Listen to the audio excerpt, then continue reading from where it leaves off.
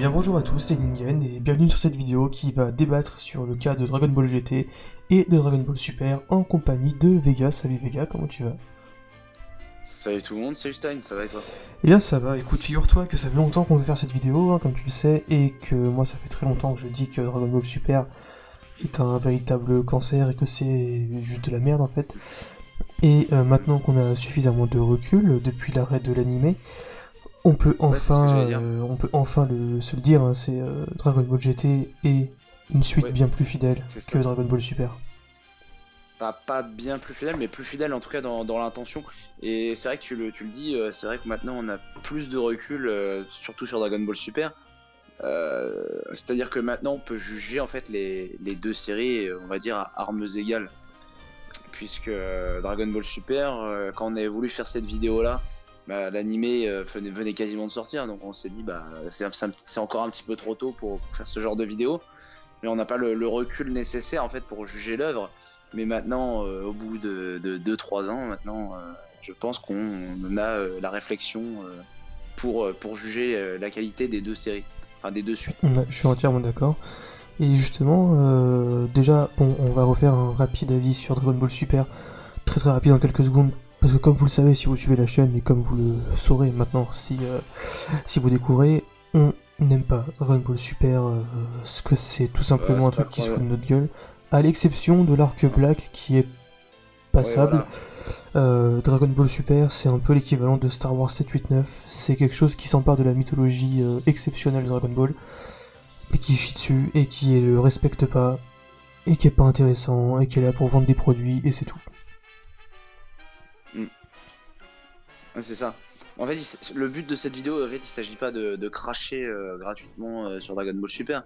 Il y a des bons passages, il y en a des très mauvais. Et il y a beaucoup plus de très mauvais, malheureusement. Non, non, non, il s'agit vraiment de comparer les deux séries comme. Enfin, les deux suites, Dragon Ball Super, Dragon Ball GT, comme laquelle de ces deux séries est, on va dire, pour nous, la plus fidèle à l'œuvre Dragon Ball en général. Dragon Ball et Dragon Ball Z. Donc, donc on va d'abord rappeler, on va dire, le nombre d'épisodes et en quoi consistaient les séries Dragon Ball Super et Dragon Ball GT, pour reprendre. Donc Dragon Ball GT, donc ça fait 64 épisodes, Dragon Ball Super ça en fait 131. C'est ça. Et j'ai trouvé que Dragon Ball GT, avec moitié moins d'épisodes, arrive à raconter, on va dire, plus de choses. Parce que Dragon Ball Super est surtout malheureusement une série destinée aux enfants. Ce qui nuit cruellement en fait à la saga, enfin à la série. Le manque de sang, le manque d'impact, le manque d'enjeu. On dit pas qu'il n'y a pas d'incohérence dans Dragon Ball GT, mais il y a beaucoup d'incohérences dans Dragon Ball GT. Mais Dragon Ball GT essaye de faire les choses avec de la bonne volonté. Voilà, Dragon Ball Super, il y avait de la volonté aussi, mais pour moi c'était de la mauvaise volonté. C'était du fan service trop pompeux qui finalement nuisait beaucoup à l'œuvre. C'était un trop gros fan service. Ouais, c'est un peu le problème que j'ai avec Dragon Ball Super comparé à la GT, c'est qu'effectivement, Dragon Ball GT, 60 épisodes en gros pour résumer, 60 épisodes qui racontent quelque chose, qui sont un vrai épilogue en fait. Ouais. Euh, Bah à, attention, attention. Dragon Ball GT, en plus en vérité, j'ai dit qu'il y avait 64 épisodes, mais il y en a facilement 40 qui sont peut-être pas bons à jeter, mais presque. Oui, en C'est-à-dire plus, oui, bien sûr. avec 30 épisodes, Dragon Ball GT arrive à raconter, on va dire, arrive pas à raconter, il arrive à renouer en fait avec la saga d'origine. C'est-à-dire que moi, quand je regarde Dragon Ball GT, quand je regarde ces 30 épisodes, à savoir la saga Baby, la saga Super Saiyan qui est vraiment la meilleure pour moi, la saga Super Saiyan, la saga Lee Shenron, j'ai plus l'impression de regarder du Dragon Ball en fait. Et là, je vais me faire traiter, à mon avis, de tous les noms. Enfin, on va se faire traiter de tous les noms Il y a des par chances. les puristes de Dragon Ball Super. Vous avez le droit, hein, vous avez le droit de nous sortir tous vos arguments, comme quoi Dragon Ball GT est incohérente par rapport à ceci, par rapport à cela. Mais en attendant, à la base, je tiens à le rappeler, mais qu'est-ce que Dragon Ball à la base? Donc c'est très simple, à la base Dragon Ball, bah, c'est un petit enfant, donc Son Goku, extraterrestre, voilà, ça on l'apprend plus tard, qui part à la recherche des Dragon Ball pour se faire exaucer un vœu. Donc, à la base, c'est une quête de Dragon Ball. Qu'est-ce qu'ils font dans Dragon Ball GT? une quête des Dragon Ball, C'est mais à grande échelle. exactement ça. À l'échelle de l'univers, puis à l'échelle de la Terre, mais à l'échelle de l'univers. Qu'est-ce qu'ils font dans Dragon Ball Super? Alors le titre s'appelle Dragon Ball Super, on nous tease des super Dragon Ball. Mais est-ce qu'elles sont vraiment utilisées? Est-ce qu'il y a une vraie quête des Dragon Ball Super? Alors là par contre je suis désolé, hein. Là les puristes vous allez pouvoir me sortir vos arguments, mais non. Il n'y a aucune quête des Dragon Ball Super, du moins de la Z-Team. Je suis désolé, il n'y a pas un seul moment où la Z-Team va rechercher les Dragon Ball Super. La seule quête des Super Dragon Ball qu'il y aura dans Dragon Ball Super, c'est celle de Zamasu, qui est l'antagoniste de la saga Black. Mais sinon, il n'y a pas une recherche, une quête de Dragon Ball. Tu ne peux pas... en fait, le titre, il est juste là pour le côté commercial. C'est exactement en fait. ça, c'est un titre marketing en réalité. Voilà, donc déjà, je réponds à la question sur l'essence même de la saga. Déjà, je suis désolé, on n'est plus raccord avec Dragon Ball GT. C'est ça, et d'ailleurs, tu disais je vais que sur Dragon Ball GT, il y avait peut-être 40 épisodes achetés à la poubelle. Le fait est que sur Dragon Ball Super, sur 131, il y en a 128 achetés à la poubelle en réalité. Presque, ouais. Sans compter la saga Black qui doit faire... Bon, j'ai pas envie de dire de conneries, hein, mais elle doit faire 20-30 épisodes, la saga Black, 30. Ouais, grand Dire maximum, mais... Ça représente un arc. Et même la saga Black, en dire, réalité, il y a plein de choses achetées. Hein. Le début est très bon, le milieu est bof, et la fin est... En étant sympa, il y a 30 épisodes dans Dragon Ball Super. Ouais, regarde. c'est ça. Il y en a au moins 100 qui sont vraiment, honnêtement, irregardables. Ouais, déjà par la qualité de l'animation au début de la saga, moi ça m'a vraiment gêné. Et dans Dragon Ball GT, ce que j'aime bien, bah voilà, c'est un vieil animé, hein. Mais j'aimais bien justement ce côté, ce côté vieil animé. En fait, ces dessins à la Dragon Ball Z. Après, c'est pas la faute de Dragon Ball Super, c'est parce que Dragon Ball GT, on va dire, était une suite temporelle directe, donc c'est-à-dire qu'on conservait la même animation, ce qui est très très agréable quand même. Franchement, la nouvelle animation, j'ai beaucoup de mal. Même pour le film Dragon Ball Super Broly, voilà, c'est dynamique, hein, mais les traits sont... Voilà, il n'y a pas de saveur dans les traits en fait. Il n'y a pas de personnalité en fait. C'est-à-dire, c'est voilà, ça qui est un point fort de Dragon Ball GT. C'est pas grave, ouais. C'est que Dragon Ball GT a une véritable personnalité, chose que Dragon Ball Super n'a pas et n'aura jamais. Enfin, après, je tiens pas à dire que Dragon Ball GT a une personnalité, mais en tout cas, ils ont essayé de garder cette personnalité de Dragon Ball Z, même si elle n'a pas été, voilà, extrêmement bien conservée, mais il y a cette volonté. Du moins, ils ont essayé et on la retrouve un petit peu, quoi. Il y a une petite saveur en fait. Il y a une petite saveur, voilà. Mais voilà, j'allais continuer dans ma comparaison sur l'essence de la saga. Et pour même m'enfoncer le clou, j'ai envie de vous dire, on a commencé par une quête des Dragon Ball à l'échelle de l'univers. La saga Lin Shenron, c'est une quête des Dragon Ball, une nouvelle fois à l'échelle de la Terre, et encore plus intelligente. En fait, cette quête des Dragon Ball repose sur toutes les erreurs qui ont été faites dans toute la saga. Donc à savoir la saga Dragon Ball, la saga Dragon Ball Z, tous les vœux qui ont été faits, voilà, l'utilisation abusive des Dragon Ball de la Z-Team a mené à la dernière saga de Dragon Ball GT, ce qui est très très intelligent. Ce qui scénaristiquement est très bien, oui, bien sûr. Bien plus intelligent que de voir un soi-disant dieu de la destruction débarquer de nulle part avec un soi-disant Super Saiyan légendaire, enfin divin, qui devient bleu, qui devient Ultra Instinct, qui devient une figurine à vendre, qui devient une autre figurine à vendre.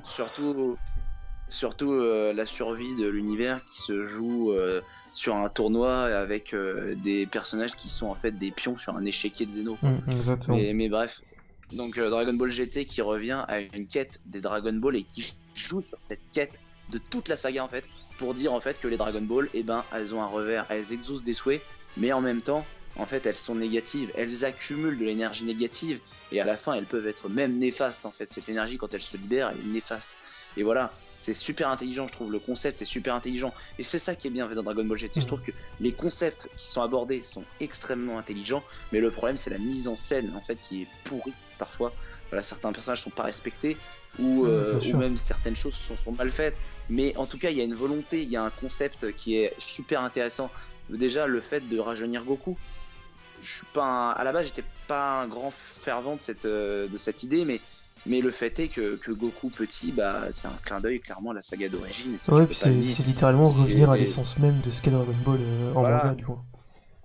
C'est ça, voilà, c'est un peu, c'est facile hein, à faire, c'est très facile, mais ça marche. Et au final, ce que j'allais dire, qu'est-ce qui marche le mieux entre un mec qui redevient petit et donc on peut faire des blagues d'enfant, Ou alors un Ouais, mec qui a un corps de 45-50 ans, mais qui est exactement. débile et qui a l'âge mental d'un gars de 3 ans. Ouais, c'est ça ce que tu veux dire, ouais. En gros, petit, mais avec sa sagesse d'adulte, mais que plutôt grand, enfin âgé comme dans Dragon Ball Super, mais un gros débile de 12 ans, quoi. Dans Ouais, Dragon en Ball gros, ouais, c'est ça. Super, le Goku est moins intelligent que Ouais, le Goku de ouais. Dragon Ball tout court. J'ai été. Même Ouais, et Dragon puis Ball tout court, même enfin Dragon ouais. Ball GT, on va dire, il est assez enfantin des fois le Goku de Dragon Ball GT, mais il sait être sérieux quand même, Bien surtout sûr. dans la saga Baby, quand il voit que ses enfants sont possédés, machin, il essaye quand même. Bon, je l'avoue, des fois il est très con, hein. Des fois il est loin à la détente, surtout quand il asperge C17 de boules de feu et qu'il comprend au bout de 3 heures que C17 absorbe l'énergie. Bon, après, voilà, c'est des petites erreurs, voilà, comme ça. Mais dans l'ensemble, il est quand même bien plus sage, en fait, hein, bien plus sérieux que celui de Dragon Ball Super. C'est ça, et puis Et les enjeux sont pareil, vraiment au, meilleurs. au niveau d'un autre personnage qui est pas respecté, il y a eu le cas de Vegeta, qui a été décrié à la sortie de Dragon Ball GT, sauf qu'au final, avec du recul, qu'est-ce qui est le plus cohérent d'un point de vue scénaristique Ouais, entre le Vegeta Dragon Ball GT et le Vegeta ouais, qui fait de la pole dance pour séduire Beerus? Je ouais. pense que, Alors là, par que contre, le ouais. Vegeta de GT est bien plus intéressant, honnêtement. Moi, là, par contre, oui, là, clairement, je vais faire fermer des bouches parce que je suis personnellement un très très grand fan de Vegeta. C'est mon personnage préféré dans l'œuvre. Et pourtant, je suis désolé, mais personnellement, moi, je préfère le Vegeta de Dragon Ball GT au Vegeta de Dragon Ball Super. Et vous allez me dire, ah, mais le personnage le Vegeta de Dragon Ball Super, c'est le Vegeta de Dragon Ball Z. Attention, non, pas du tout. Moi, je suis très très fan du Vegeta de Dragon Ball Z, c'est le meilleur. Voilà, le Vegeta de Dragon Ball Z, c'est le meilleur. Mais le problème du Vegeta de Dragon Ball Super, c'est que le gars, en fait, au fond, il n'a pas évolué. C'est-à-dire que dans Dragon Ball Z, Vegeta, à la fin de l'anime, il est devenu quelqu'un de posé, de sage, et il a mis sa rivalité un petit peu de côté. Il y a toujours cette rivalité avec Goku, mais il est plus réfléchi, plus humain. Voilà. Alors que C'est dans Dragon exactement Ball ça, Super, il est... d'accord, on nous dit qu'il est humain et tout, mais dans le fond, j'ai envie de dire, c'est presque un gosse, quoi. Il ne pense que sa qu'à battre rivalité. En Goku. gros, dans C'est Dragon une Ball rivalité Super, c'est ça, enfantine. en gros, c'est qu'un C'est concours une de beats rivalité entre les enfantine. deux. Concrètement, c'est ça. Voilà, c'est ça, c'est une rivalité enfantine. Et puis le problème de la saga Dragon Ball Super, c'est qu'elle met l'accent que sur deux personnages, Goku et Vegeta. Mais le problème dans Dragon Ball, c'est qu'il n'y a pas que Goku et Vegeta. Et Dragon Ball GT arrive à faire ça. Dans Dragon Ball GT, moi, ça me fait super plaisir de retrouver Gohan adulte, de retrouver Goten surtout adulte, Mm. de retrouver Trunks adulte, de trouver Vegeta dans Dragon Ball GT. Voilà pourquoi je préfère le Vegeta de Dragon Ball GT. C'est parce que déjà, il est plus posé, plus sage, puis il s'entraîne peut-être plus. Cet aspect de sa fierté est moins mis en avant, mais c'est quelqu'un qui a plus de responsabilités. On voit très bien qu'en l'absence de Goku, bah, c'est lui le leader, c'est lui qui prend les décisions. Même ce que j'aime beaucoup, et pourtant qui a fait rigoler plus d'un, enfin, ce que j'aime beaucoup, c'est le fait que Vegeta se laisse pousser la moustache. Certains ont trouvé ça ridicule. Oui, d'un côté, moi je trouve ça assez ridicule parce que ça lui va pas, mais dans l'idée, je trouve ça intelligent parce que ça montre une volonté du personnage de vouloir s'intégrer en fait à l'humanité encore plus. Ça montre une réelle évolution de Vegeta vers l'humanité. C'est ça, en fait, Après, je c'était suis du bien content storytelling par le design du personnage. Chose que Dragon Ball Super est Ouais. totalement incapable de faire, alors que Dragon Ball GT l'avait fait. Certes, c'était ridicule, Mm. mais c'était intelligent, c'était réfléchi, c'était pensé pour raconter Mm. quelque chose. Le Vegeta de Dragon Ball GT est beaucoup moins enfantin que le Bien Vegeta de entendu. Dragon Ball Super. Dans Dragon Ball GT, c'est le vrai père de famille. C'est-à-dire qu'il est là, il protège sa fille, il est posé, il est intelligent. Tu le vois beaucoup moins taper des crises de Ouais. nerfs. Il est plus réfléchi, plus calme. Et même ce que j'aime, c'est le moment où il y a Super C17 qui se présente devant eux. Bon, à l'époque, dans Dragon Ball Super, il aurait sûrement décidé d'y aller en 1 contre 1. Et dans Dragon Ball GT, c'est là où on a une vraie évolution. C'est que les personnages se battent en groupe. Mm. Et c'est même Vegeta qui initie ce mouvement de groupe. Tel un leader, tel un chef. Et ça, c'est admirable. Ça, c'est admirable parce que c'est une évolution qui avait été amorcée dans Dragon Ball Z. Et au final, elle a été poursuivie dans Dragon Ball GT. Exactement. Alors Elle qu'elle a a pas été été. annihilée Elle a dans pas. Dragon Ball Super. Voilà. Exactement. Elle a été régressée dans Dragon Ball Super. Et voilà pourquoi je n'aime pas le Vegeta dans Dragon Ball Super. Et pourtant, Vegeta, je l'adore. Hein, c'est mon personnage préféré. Mais dans Dragon Ball Super, il est trop enfantin. Et vous allez me dire, bah non, Vegeta, il pense aussi à sa famille. Regardez dans le tournoi du pouvoir. Ça, je suis désolé les gars, mais ça c'est juste un petit moment de fanservice pour vous émouvoir, pour dire oh le gars il a des vrais enjeux, il se bat pour sa famille. C'est exactement Ça c'est juste un moyen scénaristique de vous émouvoir. Mais dans l'ensemble, le gars, bah non, il pense pas vraiment à sa famille. Dans l'ensemble, il pense surtout à sa rivalité, pardon, avec Sangoku, enfin Kakarot, qu'il appelle Kakarot dans Dragon Ball Super. C'est ça qui prime avant tout, une rivalité enfantine en Mais plus. bien entendu, Enfin, bien entendu. Puis Dragon Ball Super, au final, se résume à concrètement de la poudre de perlimpinpin pour faire plaisir aux macronistes. C'est du subterfuge, c'est te faire croire qu'il y a des enjeux avec du fanservice, avec des soi-disant scènes d'émotion. La réalité dans là-dedans, c'est qu'aucun enjeu ne se dégage de Dragon Ball Super, même pour l'arc Black, parce qu'au final, la résolution, c'est le dieu tout-puissant de l'univers a effacé l'univers. Donc il n'y a pas d'enjeu au final. Enfin, ils ont créé des personnages qui tuent le scénario avant même que le scénario existe. Voilà, exactement. L'arrivée des dieux de la destruction, des dieux en général, ça a tué la série. Alors que Dragon Ball GT se veut plus terre à terre. Vous allez dire ouais, il y a encore les Tsuful, il y a encore l'Icheron, c'est moins terre à terre. Bah désolé les gars, mais au moins c'est pas des dieux quoi. Enfin, je veux dire, les gars ils sont possibles. Enfin, c'est possible de les battre en fait.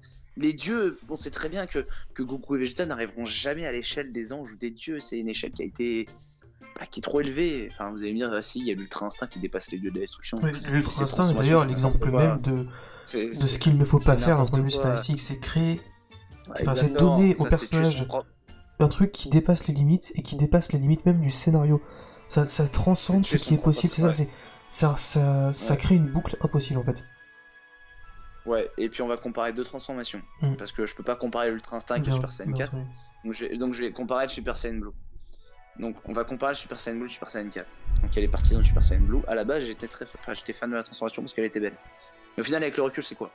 Super Saiyan Blue c'est le Super Saiyan avec les cheveux bleus. Exactement. Le mec qui plus est, la transformation n'est même pas spectaculaire. Le gars la déclenche comme si c'était un vulgaire Super Saiyan.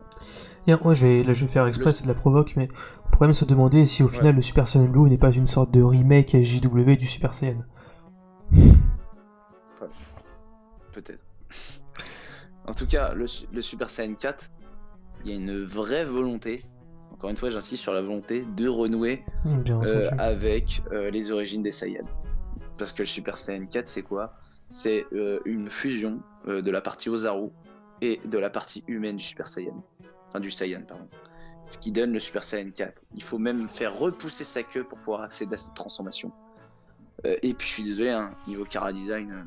elle est beaucoup plus travaillée qu'un vulgaire Super Saiyan. Bien plus travaillée. On aime ou on n'aime pas, mais en tout cas, elle est vraiment innovante. Et c'est pareil, au final, dans le storytelling, par le design, ça raconte quelque chose. Revenir aux origines primates du Saiyajin. C'est pire que logique d'avoir fait cette transformation, je suis désolé, mais il n'y a qu'à voir quand il se transformait en singe géant. Là, on est dans le même principe, comme s'ils avaient contrôlé cette transformation, et c'est littéralement ça en fait. Ils contrôlent cette forme-là au final avec le Super Saiyan 4, parce qu'ils redeviennent mi-singe, on va dire, mi-Saiyan. Ouais, c'est ça. Ouais, exactement. Bah, ouais, justement, c'est ça. C'est comme je t'ai dit, c'est une fusion de la partie Saiyan et de la partie Ozaru. Ce qui est intelligent en fait. Hein. C'est un petit peu comme c'est comme un petit peu intégrer sa partie, on va dire sa partie primate, quoi, partie bestiale en fait du Saiyan à lui-même. Tu vois, c'est intelligent, je trouve qu'il y a un bon compromis qui mène à une transformation qui est vraiment stylée et qui n'est pas surcheatée, quoi, qui est cohérente avec l'évolution de la saga. C'est exactement ça. Donc c'est la seule transformation.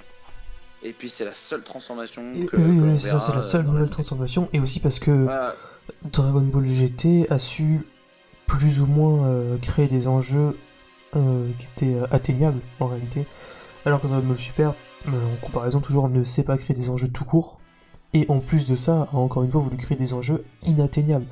Cette barrière de transformation qui devrait atteindre les dieux et les anges, elle ne marche pas. Enfin, ne serait-ce que Jiren, à lui tout seul, il montre qu'il y a encore une autre barrière. C'est débile. Ouais, c'est ça. C'est totalement débile. Ouais, le personnage de Jiren, pareil, c'est une erreur scénaristique. Et d'ailleurs, quand la justification, on te dit c'est parce qu'il est plus fort que le temps, c'est même dans un délire shonen manga, ça ne marche pas. Cette phrase ne veut rien dire. Après, je suis d'accord avec toi, cet argument il est pas valable, mais je suis sûr que voilà, quelqu'un va nous contredire avec un autre argument par rapport à Dragon Ball GT qui n'est pas recevable, c'est sûr. Hein. Là, ça, on va se faire contredire là-dessus. Mais c'est vrai, t'as raison, hein. Enfin, c'est des petites erreurs de la saga, plus fort que le temps, machin, ça c'est des conneries. Mais j'allais dire, après Dragon Ball Super, il y a quand même des avantages, enfin des bonnes choses. Il n'y a pas que des mauvaises, il y a beaucoup de mauvaises choses, mais il y a aussi des bonnes choses, on va dire. Donc on a dit l'arc Black, parce qu'on va pas finir sur une mauvaise note non plus. Il y a l'arc Black. Je suis d'accord. Il y a le personnage de Zamasu qui est super intéressant. Qui est même le seul personnage qui est réellement travaillé, on va dire, de tout Dragon Ball Super. Ouais, voilà. La résolution est pourrie, mais en tout cas, l'idée, le concept est vraiment très intelligent de l'arc Black. C'est pour ça qu'on aime beaucoup, parce que le concept des dieux qui descendent sur Terre pour corriger les Ningen, même les éradiquer, parce qu'ils considèrent que les Ningen les mortels pardon, ne sont pas bons et nuisibles à l'univers. Ça c'est intelligent. Et au final, pour le coup, concrètement, c'est l'arc Black, c'est Avengers Infinity War 5 ans avant. Concrètement, c'est ça en fait. Ouais, c'est un peu ça, ouais. Ouais, et puis c'est sérieux. L'arc Black il est bien parce que c'est sérieux, parce que il y a des enjeux, parce que vraiment c'est l'arc qui ressemble le plus à ce qu'on pourrait avoir dans un DBZ ou un truc du genre. C'est quelque chose de vraiment sérieux et tout en conservant l'aspect divin, mais là l'aspect divin tu le gères intelligemment en fait. Bien entendu. C'est ça le truc. Voilà, donc on a dit l'arc Black. Moi j'allais dire aussi le personnage de Hit que j'ai beaucoup aimé. Le personnage de Hit, je pense qu'il aurait été, il aurait peut-être mieux été, il aurait pu être mieux utilisé. Voilà, ce personnage de Hit, notamment en mettant plus en avant ses capacités de tueur à gage. Je pense que si l'animé avait été plus violent, je pense qu'on aurait pu avoir quelque chose de très intéressant avec un Hit qui tue vraiment ses victimes de façon assez trash. Je pense que ça aurait été super intéressant, mais bon, le problème de Dragon Ball Super, c'est que c'est destiné aux enfants, on l'a déjà dit. Et alors, le gros défaut, alors j'ai envie de dire le gros défaut de Dragon Ball Super, Dragon Ball GT, il y a une chose qu'ils ont bien fait. Ils sont restés simples. C'est-à-dire qu'ils ont ajouté quelques nouveaux personnages, à savoir Oob, Pan, mais au final très peu. Ils ont gardé ce cercle de personnages que tu avais dans Dragon Ball Z et ils les ont fait évoluer. On a le Goten, voilà, il est adulte, c'est super cool de le voir, j'adore son chara design et tout, et puis c'est le coureur de jupon, voilà machin. C'est très sympa de revoir cette team 10 ans, 20 ans après, je sais pas exactement, je crois que c'est 10 ans, je crois, ou 15 ans, 20 ans, bref. En tout cas, c'est super intéressant de les avoir vus évoluer dans le temps. Dragon Ball Super, là où ils se sont perdus, c'est surtout le moment où ils ont intégré 10 000 personnages et qu'ils n'ont pas su les gérer, que ça soit au niveau du chara design, que ça soit au niveau de la personnalité, au niveau de leur histoire. Il y a vraiment un manque de travail, quoi. C'est vraiment, on ajoute des personnages pour les ajouter, quoi. Ouais, puis même ça s'est ressenti dans le tournoi du pouvoir. On t'annonce qu'il y aura tant de participants, au final, boum, flemme de dessiner, on te dit qu'ils y seront pas. Autre flemme de dessiner, on t'en fait 8 pareils parce que voilà, on sait pas pourquoi, c'est drôle. Enfin, c'est que les trucs comme ça. Tu t'attaches pas aux personnages en fait, avec le recul, ça aurait pu être des mots, mais ils sont pas intéressants. Donc tu connais pas leur histoire, tu connais rien d'eux, donc tu t'attaches pas à eux. Pareil, enfin des personnages qu'on nous a montré plus, et pour autant que moi j'en ai rien à carrer, c'est les Saiyans de l'univers 6 que je trouve déjà au niveau du chara design ils sont vides. C'est concrètement c'est des Saiyans fragiles pour les enfants. Ouais, et ils sont pas intéressants quoi. Ils ont pas d'histoire, ils ont pas de particularité à part Caulifla c'est une rebelle, voilà c'est tout. Kiabe c'est un garde d'élite. Kale c'est la bonne de Caulifla, mais putain il y a rien de plus quoi. Enfin c'est vide. Voilà. Hit est très intéressant. Ouais, il aurait pu être plus mis en avant, j'ai déjà dit, mais voilà, on fera pas les choses. Y a qui d'autre? Est-ce que j'ai oublié d'autres personnages? Bah je crois que malheureusement sur les points positifs... Jiren, ah ouais si, l'univers 11, ouais, on l'a dit, hein, Jiren c'est une erreur scénaristique. Ah oui, non, mais parce que le personnage est trop cheaté en fait, naturellement il est trop cheaté. C'est pas normal que le gars soit plus puissant qu'un dieu de la destruction. Beaucoup plus puissant qu'un dieu de la destruction. Ouais, on a du mal quand même à le gérer, enfin le concevoir. Topo... il aurait pu être plus intéressant aussi, je pense, niveau concept. C'est un peu le vétéran de guerre. Je pense qu'il aurait pu être plus intéressant. Et au final, d'ailleurs, c'est un peu ce qui se résume avec Dragon Ball Super, c'est que tout aurait pu être plus intéressant, tout aurait pu être mieux géré, et au final, tout quasiment est osé. C'est pas travaillé. C'est ça. Mais c'est pas travaillé. C'est le produit qui représente le mieux la flemmardise d'une boîte de prod, d'un scénariste. On en a discuté, mais ce qui aurait été bien mieux pour Dragon Ball Super, Dragon Ball Super aurait pu être une très très bonne suite. Si déjà ça avait pas été un animé destiné aux enfants. Ouais, parce que franchement, sincèrement, c'est la pire idée du Ah, mais siècle ça, oui, d'avoir fait un animé destiné aux enfants. Non, tu retires toute l'essence et tout ce que. Pas tout, mais la plupart des choses qu'on le recherchait en fait dans Dragon Ball. La violence. Je suis désolé, mais voilà, on est vraiment en manque de bien violence sûr, avec bien Dragon Ball entendu. Super. On manque de violence, on manque La d'enjeux. violence, l'enjeu, voilà, On manque exactement. de messages aussi. Il n'y a Euh, plus de messages comme dans Dragon Ball Ouais, c'est Z. ça. Ouais, il y avait carrément des putains de beaux messages dans Dragon Ball Z. Dans Dragon Ball GT, moins il y en avait, mais moins, Moi, voilà. déjà, C'est vrai ouais. que il aurait fallu, tu pouvais aborder cette question des dieux de la destruction. Mais il aurait pas fallu que le dieu de la destruction soit un grand pote de la Z-Team. Bien Il entendu. aurait fallu que le dieu de la destruction reste très neutre dans ses fonctions. Et qu'il devienne même un vrai ennemi, en fait, pour la Z-Team. Mais ça, je l'aurais fait plutôt à la fin de la série. C'est-à-dire que à la fin de la série Dragon Ball Super, t'avais un arc pour affronter le dieu de la destruction. Et là, cette fois-ci, tu pouvais déclencher ta transformation, cheater, et pourquoi pas finir là-dessus. Et bon, après, libre à celui qui aurait voulu de faire une suite en film où Goku part affronter les 12 dieux de la destruction. Voilà. Mais en tout cas, il aurait fallu un dieu de la destruction qui soit l'ennemi final de la série et qu'il soit très neutre, ni bon ni mauvais, mais en tout cas qu'il fasse ses fonctions, qu'il agisse avec impartialité et tout simplement les motivations qu'il aurait pu avoir en fait pour détruire la Z-Team, tout simplement considérer Goku et Vegeta comme des menaces parce qu'ils sont des menaces, des mortels qui sont à un tel niveau, c'est une menace pour un dieu de la destruction. Il peut voir son rôle ou sa fonction tout simplement je cherche le mot, mais menacé. Menacé, ouais, ça. Il peut avoir peur pour menacée. son poste, en gros, entre guillemets. Ouais, c'est ça. Et il peut même les considérer comme des nuisibles pour l'univers, en fait. Enfin voilà, tu pouvais trouver une raison. Tu pouvais, au final, c'est un peu le résumé, c'est que tu pouvais faire 1000 choses et t'en as fait même pas une avec Dragon Ball Super. Et c'est une des choses qui fait que Dragon Ball GT est plus fidèle que Dragon Ball Super. C'est que Dragon Ball GT n'a pas essayé de faire 1000 choses, ils ont essayé de faire une chose, l'évolution des personnages dans un monde cohérent. Exactement. Et c'est Dragon Ball GT, plutôt bien fait. Ils ont agi simplement. Ils ont agi simplement, plus modestement. Ils n'ont pas essayé de briser les limites, comme a voulu faire Dragon Ball Super. Ils ont gardé les pieds sur terre. Et au final, c'est pas une grande suite. Hein. On vous dit pas, on vous vend pas Dragon Ball GT comme une grande suite de Dragon Ball Z. Bien sûr que non. Dragon Ball GT reste Dragon Ball GT, mais au final, on a l'impression que Dragon Ball GT a compris qu'il ne pourrait jamais atteindre le niveau Dragon Ball Z. Et donc ils se sont concentrés sur quelque chose de plus intimiste, de plus simple et de plus facile à gérer. Alors que Dragon Ball Super s'est pris pour le messie du renouveau de l'univers Dragon Ball. Sauf qu'au final, Dragon Ball Super est moins bon que la plupart des fanfictions Dragon Ball. Mais ouais, c'est ça, c'est exactement ça. Ils ont pas su gérer en fait. Ils ont pas su gérer tout le contenu qu'ils ont voulu intégrer. Je pense qu'ils auraient dû agir plus modestement ou alors mettre quelqu'un de plus compétent tout simplement. Mais en tout cas voilà. En tout cas voilà, on va se quitter là-dessus. C'était notre réflexion autour de Dragon Ball GT et sa comparaison avec Dragon Ball Super. Juste avant de partir, on va faire un petit message pour ceux qui attendent éventuellement nos reviews de Dragon Ball Super. Il y en aura plus qu'une, c'est celle de la fin de l'arc de Moro. Parce que honnêtement c'est tellement mauvais qu'on ne lit presque plus les chapitres. Moi personnellement je les lis plus du tout.